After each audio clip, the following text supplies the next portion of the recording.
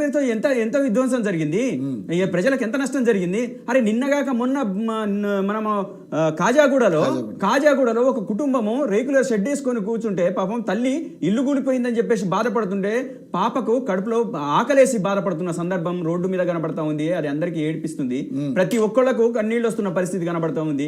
మూసీ పేరుతో మీరు చేసిన విధ్వంసము, అదేవిధంగా హైడ్రా పేరుతో చేసిన విధ్వంసము, అంటే ఈ విషయాల్ని మీరు పర్ఫెక్ట్ గా మీ ముందు పెట్టి మాట్లాడితే మీకు అహంకారం అనిపిస్తుందా? సరే, ఒకవేళ మీకు అధిక అహంకారం అనిపించింది అనుకో, ఎస్, అటువంటి అహంకారాన్ని ప్రదర్శించడానికి మేము సిద్ధంగా ఉన్నాం. ప్రజల బాగోగుల్ని మీ ముందు ఉంచడానికి మేము ఖచ్చితంగా అహంకారాన్ని ప్రజెంట్ చేస్తాం. మేము ప్రజల వైపు నిలబడడం కోసం వాళ్ళ సాధక బాధకాల్ని, వాళ్ళ దుఃఖాల్ని, వాళ్ళ కష్టాల్ని ప్రభుత్వం ముందు ఉంచడం కోసం మేము అహంకారాన్ని ప్రదర్శిస్తాం. మీకు అట్లా అహంకారం అనిపిస్తుంటే అటువంటి అహంకారాన్ని 100 సార్లు ప్రదర్శిస్తాం. మేము ప్రజల వైపు ఉండి ప్రదర్శిస్తాం. మీకు అహంకారం అనిపిస్తే అనిపించుకోండి మీరు. మేము ఖచ్చితంగా అహంకారాన్ని ప్రదర్శిస్తాం. మేము చెప్తున్నది ఏంటంటే, కాంగ్రెస్ పాలన చేస్తుంటే మాకు భయం వేస్తుందా? మాకేం భయం నాయన, మీరు మంచి పనులు చేస్తే మాకు చాలా సంతోషం. మీరు చెడు పనులు చేస్తున్నారు కాబట్టి మేము అడుగుతున్నాము. నిన్నగాక ఏం చేసినా మీరు తప్పు పడుతున్నప్పుడు వాళ్ళు ఎలా? అరే చేస్తానన్న ప్రతి పని తప్పే కదా.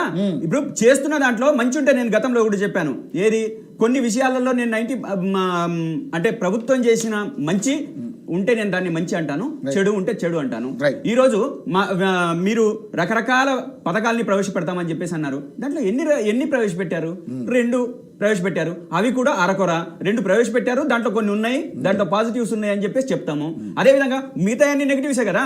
ఈ రోజు రైతు భరోసా కింద 15,000 ఇస్తానన్న అన్నవాళ్ళు 6,000 ఇస్తామని చెప్పేసి ఈ రోజు వచ్చింది కదా స్టేట్మెంట్. 6,000 అదే 6,000 ఇస్తామని చెప్పేసి వచ్చింది కదా. ఇస్తానన్నది ఏమైంది? 12,000 కదా. మరి మిగతాది ఏంది? 2,500 రూపాయల మహిళలకు ఇస్తానన్నది ఏంది? అది ఎందుకు రాలేదు? ఇవన్నీ క్వశ్చన్ చేస్తే మీకు అహంకారం అనిపిస్తుందా? మేము అహంకారాన్ని ప్రదర్శిస్తాం. మీకు 5 లక్షల రూపాయలు విద్యార్థులకు మేము సహాయం చేస్తామని చెప్పేసి మీరు మాట్లాడినారు కదా, అది అమలు చేయట్లేదు కదా. ఇది మేము అడుగుతున్నాం కదా, మీకు అహంకారం అనిపిస్తుందా? ఆ అహంకారాన్ని మేము ప్రదర్శిస్తాము. అదేవిధంగా మీరు రేపు విద్యుత్ ఛార్జీలు కూడా పెంచడానికి వీళ్ళు సిద్ధమవుతున్నారు స్థానిక ఎన్నికల తర్వాత. ఈ విద్యుత్ ఛార్జీలను పెంచితే మేము నడి బజార్లో కాంగ్రెస్ ప్రభుత్వం బట్టలిప్పి నిలబెడతాము. అది మీకు అహంకారం అనిపిస్తుందా? ఖచ్చితంగా దాన్ని ప్రదర్శిస్తాము, అహంకారాన్ని ప్రదర్శిస్తాము. మీరు చేసే ప్రతి పని తప్పుంటే తప్పు అంటాము, ఒప్పుంటే ఒప్పు అంటాము. మీ పనిలో తప్పు ఉంది, ప్రజలకు నష్టం చేసే చర్య ఉంది, మీరు అన్ని అబద్ధాలు చెప్పి అధికారంలోకి వచ్చినారు. మీరు ఎంత నాశనం చేయాలనో, ధ్వంసం చేయాలనో అట్లా చేయడానికి ప్రయత్నం చేస్తున్నారు. అట్లా ప్రయత్నం చేస్తున్నారు కాబట్టి మేము అడుగుతున్నాము. లేకపోతే మేము ఒక బాధ్యతాయుతమైన ప్లేస్లో లేకపోతే, మేము ఒక ప్రధాన ప్రతిపక్షంగా మేము ప్రభుత్వం చేస్తున్న తప్పుడు పనులను ఎత్తి చూపే బాధ్యతలో మేమున్నాము. మంచి చేస్తే మంచి అంటాము, చెడు చేస్తే చెడు అంటాము. మీరు మెజార్టీ ప్రజల్ని మోసం చేసేసి ఎక్కడికి పోతే అక్కడ ఓట్లేసేసి ఆ ఓట్లు మేము ఇది అమలు చేస్తాం, అది అమలు చేస్తాం, 2 లక్షలు మేము ఇమీడియట్ గా చేస్తాం, మీరు 9వ తారీఖు తీసుకురండి, మీరు ఇప్పుడే పోండి, తీసుకునే వాళ్ళు ఇప్పుడే వెళ్ళండి, ఖచ్చితంగా మేము 9వ తారీఖు రాగానే మేము డిసెంబర్ 9వ తారీఖు నాడు ఇచ్చేస్తామని చెప్పేసి మాట్లాడిన వాళ్ళు మీరు కదా. సంవత్సరం అయిన తర్వాత కూడా ఇవ్వకుండా మీరు కాలయాపన చేసింది మీరు కదా. రైతు భరోసా ఇస్తానన్నది మీరు కదా. కళ్యాణ లక్ష్మిలో మీరు మేమెందుకు కంగారు సార్? కళ్యాణ లక్ష్మిలో తులం బంగారం ₹1,00,000 పాటు తులం బంగారం ఇస్తానన్నారు కదా. అంటే ఇప్పుడు మీరు చేసిన ఇమీడియట్ గా ఇస్తామన్నారు సార్ వాళ్ళు. మేము ఇమీడియట్ గా ఇస్తామని మేము సంవత్సర కాలం మేము అసలు మాట్లాడొద్దు అనుకున్నాం. 3 నెలలకి 100 రోజులకే స్టార్ట్ చేశారు కదా. మేమేమన్నాం? అక్కడ వాళ్ళు తప్పుడు ఇంపోజ్ చేస్తుంటే చెప్తుంటే మేము దాన్ని సరి చేయడానికి ప్రయత్నం చేశాం, చెప్పాం, విషయాలు చెప్పాం. మేమేం చెప్పాం? మేము ఇప్పటికీ కూడా మా వైపు నుంచి మా పార్టీ నుంచి మాట్లాడితే సిగ్గైతది. మా పార్టీ నుంచి మా క్లియర్ డైరెక్షన్ సంవత్సరం పాటు మాట్లాడొద్దని ఎవరికి కావాలనుకుంటే ఇప్పుడు మీరు మేము బీసీ మంది ఎవరికి ఇచ్చినా లబ్ధి పొందినో వాళ్ళకి తెలుసు. ఏ పథకాన్ని కరెక్ట్ అమలు చేశారు? ఇప్పుడు మీరు ఏ పథకాన్ని కరెక్ట్ అమలు చేశారు సార్? సంవత్సర కాలంగా మీరు ఏ పథకాన్ని కరెక్ట్ గా అమలు చేశారు చెప్పండి. గౌతమ్ ప్రసాద్ గారు